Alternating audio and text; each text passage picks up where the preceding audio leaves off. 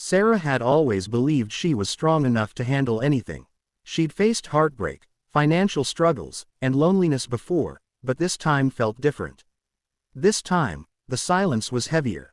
She sat at the small kitchen table of her modest apartment, surrounded by half-open bills, an untouched plate of toast, and a pile of applications from jobs that had never called back.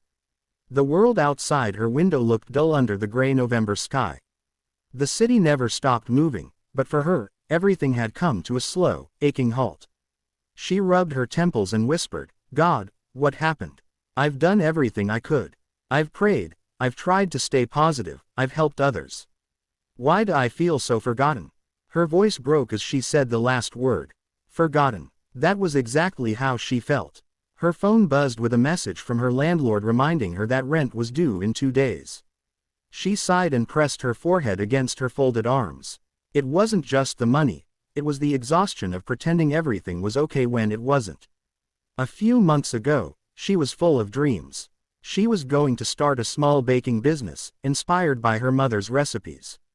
She had even rented a tiny space and ordered equipment. But then her car broke down, unexpected repairs drained her savings, and one thing after another went wrong. She lost her job at the office, then her friend group slowly drifted away when she couldn't afford to go out anymore. Now, her faith, the one thing that had always carried her, felt like it was slipping away too. She looked at the worn Bible on the table, the one her grandmother had given her. It was open to Psalms, but the words blurred through her tears. "I used to feel you in every verse," she whispered. "Now I read, and it feels like paper." She got up, pacing the small kitchen, the floor creaking under her bare feet. The clock on the wall ticked too loud, each second reminding her of time running out, of opportunities missed, prayers unanswered, and hope fading. "Maybe I'm talking to no one," she muttered bitterly, wiping her face. Outside, thunder rumbled faintly, and rain began to fall, streaking the glass of her window. She watched it for a long time, her reflection faint and tired. Something deep inside her wanted to scream, but she didn't even have the strength for that. Instead, she sank back into her chair, unlocked her phone, and started scrolling through social media, mindlessly, hopelessly. People she knew were posting smiling pictures, vacations, promotions, engagements. She felt an ache that wasn't jealousy but something deeper, a question that had no answer. When is it my turn? And then, just as she was about to close the app, a video thumbnail appeared. It wasn't from a channel she followed. The title read, "Your heart needs to hear this now, God says." Her first reaction was to scroll past. She had seen hundreds of inspirational videos before, none of them ever felt real anymore.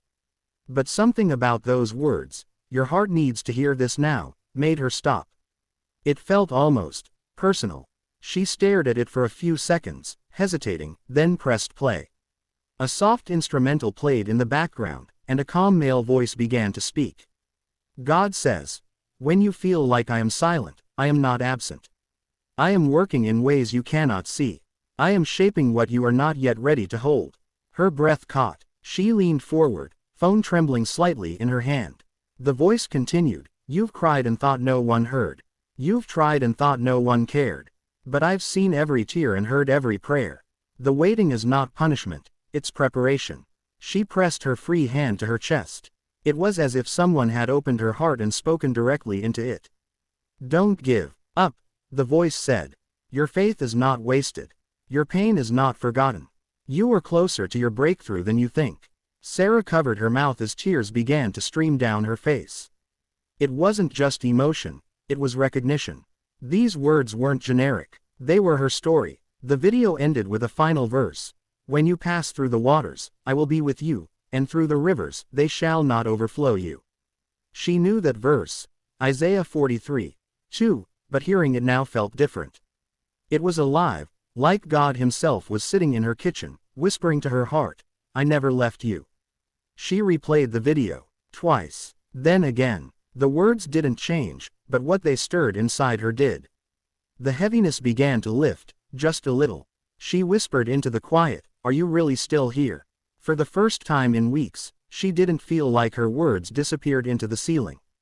There was no thunder, no booming voice, no miracle, but the silence wasn't empty anymore.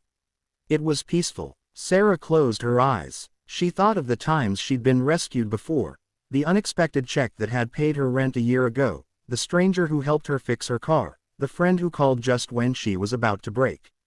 All those moments she had once called coincidence suddenly looked like footprints of grace. Maybe God had never been gone. Maybe she had just stopped looking. She wiped her tears and whispered, "Okay, Lord. I don't understand everything, but I'll trust you again. Just help me to keep believing." Her phone buzzed just then, a message from her neighbor, Mrs. Lang, an elderly widow who lived downstairs. "I made too much soup. Would you like some?" Sarah smiled faintly through her tears. It felt like a small sign, simple, but full of meaning. "Yes," she texted back. "I'd love some. Thank you." When she went downstairs, Mrs. Lang greeted her with a warm smile and a steaming bowl of homemade soup. They talked for a while. Nothing deep, just simple conversation, but Sarah realized how much she had missed the feeling of connection. That night, after dinner, she sat by the window again. The rain had stopped, and the sky was clearing, the faintest light of the moon breaking through. She whispered a quiet prayer, not asking for anything this time, but simply saying, "Thank you for not giving up on me."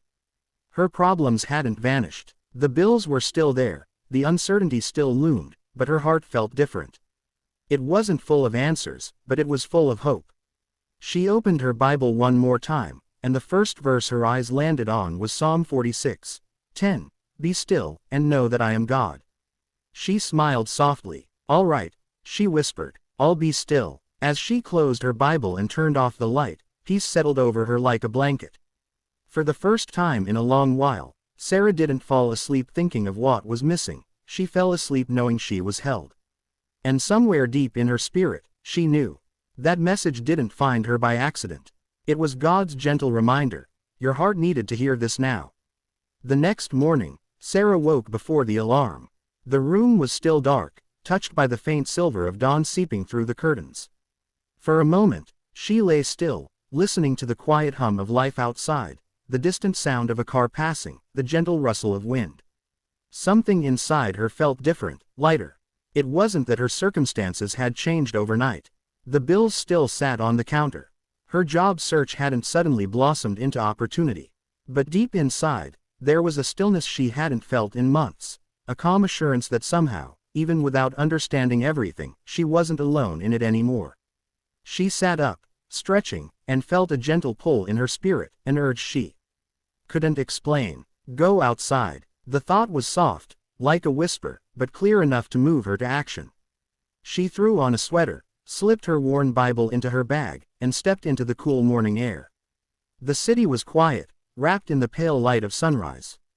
The air smelled faintly of rain, fresh and alive. Sarah's footsteps echoed softly on the wet pavement as she walked toward the small park a few blocks away. That park had been her refuge years ago, back when she still believed that prayer could change things. She found her favorite bench beneath a maple tree. The leaves had turned gold and red, some already scattered across the path. She sat, opened her Bible without thinking, and it fell naturally to Psalm 34. Her eyes caught on verse 18. "The Lord is close to the brokenhearted and saves those who are crushed in spirit." She let out a shaky breath. "You really don't let go, do you?" she whispered, smiling faintly through tears that threatened again. A few minutes passed before she noticed movement on the path ahead. An older man was walking slowly toward her, holding a paper bag and humming softly to himself. His clothes were simple, faded jeans, a brown jacket, and his face carried the warmth of someone who'd seen both sorrow and peace. As he approached, he stopped and looked at her with kind eyes. "Good morning," he said with a gentle nod. Sarah smiled back politely. "Good morning." He glanced at her Bible. "Beautiful morning to read something eternal," he said with a small grin.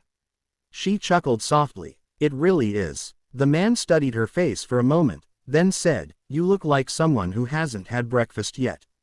Before she could answer, he held out the paper bag. "Please, take this. Just something simple." "Oh, no, you don't have to," she began, but he gently insisted, placing it beside her. "I used to sit here too," he said quietly. "Years ago, when I thought God had gone silent on me." I'd bring food here because sometimes I couldn't find peace anywhere else.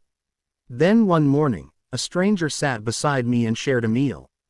That day, I realized that maybe God's voice doesn't always sound like thunder. Sometimes, it sounds like kindness. Sarah's throat tightened. She nodded, barely able to speak. He smiled softly. Maybe today, you're the one who needed a little kindness. Before she could thank him, he began to walk away, his slow steps fading down the path. She called after him, "Wait, what's your name?" He turned, still smiling. Names don't matter much when God's doing the talking. And with that, he was gone around the corner. Sarah sat there for a long moment, stunned by the quiet simplicity of what had just happened. She opened the bag. Inside was a small sandwich, an apple, and a folded note. Her hands trembled as she unfolded it. In neat handwriting, it read, "You are not forgotten. God still has work for you to do." That was all, but those few words pierced through her like light breaking through clouds. She closed her eyes, clutching the note to her chest. "Thank you," she whispered. "I hear you." She ate slowly, watching the sunrise spread gold over the park. Every bite felt like a prayer of gratitude. The stranger's words echoed in her heart. God's voice sometimes sounds like kindness. When she went home that morning, something in her spirit was alive again. She didn't just feel comforted, she felt called. She didn't know to what exactly, but she knew she couldn't keep this peace to herself. That afternoon, she took a small stack of sticky notes and began to write short messages, simple, heartfelt words she wished someone had told her in her darkest nights. "You're not forgotten. God's timing is still perfect. Be still. He's working. Miracles begin in silence. You are loved. Right here, right now." She carried them in her purse. Everywhere she went, coffee shops, grocery stores, bus stops, she would quietly leave one behind. She didn't know who would find them, but she prayed that each note would land exactly where it was meant to. Days turned into weeks. The world didn't magically fix itself. Her struggles didn't disappear, but her heart stayed steady. Each morning she'd wake, pray, and ask God, whose heart needs to hear this today? One chilly afternoon, she left a note inside a library book she had borrowed. It read, "When you can't trace God's hand, trust His heart." A week later, she received an email from the library's online contact form. The message said, "I don't know who you are, but I found your note in a book I was reading. I've been fighting depression and was ready to give up. Your words felt like they came straight from heaven. Thank you for reminding me that God still sees me." Sarah covered her mouth, tears flowing freely. She sat on her bed for a long while, overwhelmed by the realization, what she had once needed so desperately had become something she could now give. And that was the miracle. God hadn't just healed her heart, He had turned her pain into purpose. A few months later, she started a small online page called Heart Notes. She shared short prayers, verses, and messages of hope. Slowly, people began to write back, sharing how those words found them in their hardest nights. A single video had reached her when she was breaking, and now her words were reaching hundreds who felt the same.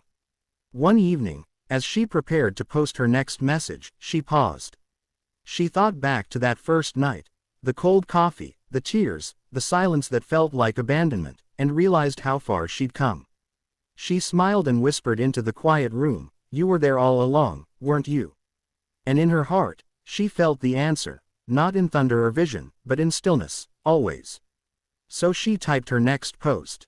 "Greater than, God says, I haven't left you.